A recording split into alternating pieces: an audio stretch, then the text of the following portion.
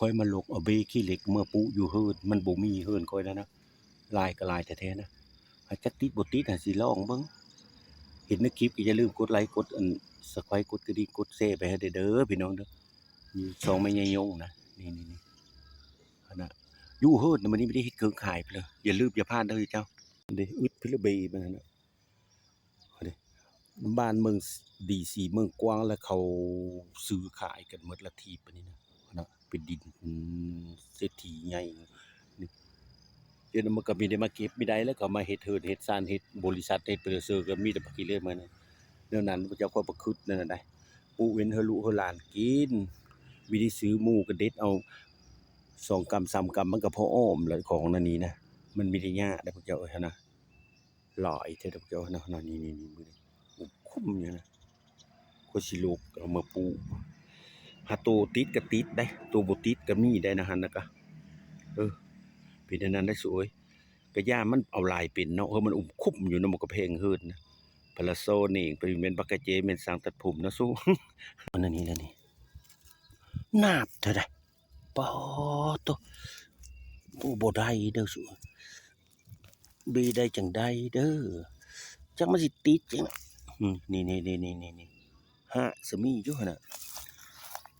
ปุ๊แล้วก็หดน้ำเอาแนวนั้นได้สวยสะอ่อนมันหลายเห็นอันนั้นเฮินค่อยบ่มีสิมันดับมันไหวนี่ติดอยู่แล้วเนาะนี่เจ้าว่าได้เลยโอ้ยหยาบแต่เหนียวแต่ไหมนี่นะปิดอันนั้นแล้วลกเอาไม่ได้แล้วมีเอา2 มือเจ้าเท่านั้นเด้อมาติ๊กผักขี้เหล็กกะผักขี้เหล็กค่อยนะขายได้ตลอดแล้งตลอดฝนบ้านเมืองเพิ่นบ่มีขายโตก็ได้ขายแนวนั้นได้อเจ้าคิดลับของค่อยน่ะได้ผู้พละโบเนาะเอาไปมาแล้วเป็นเจ้าของแบรนด์ขี้เหล็ก เออ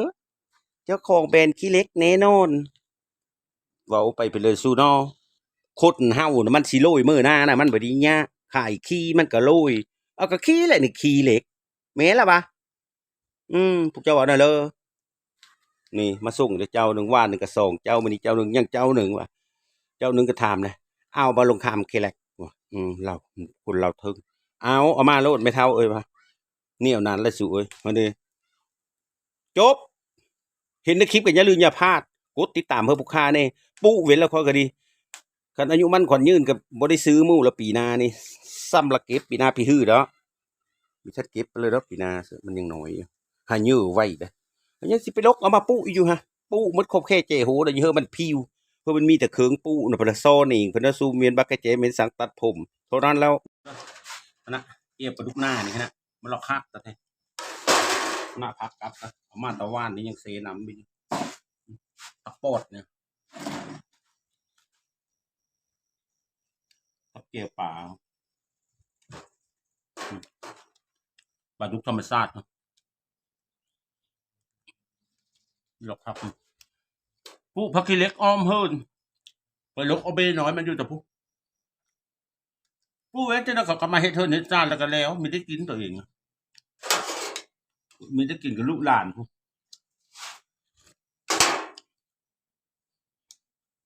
เขามีขางที่เล็กคอยเขาก็เฮ็ดเนื้ออื่น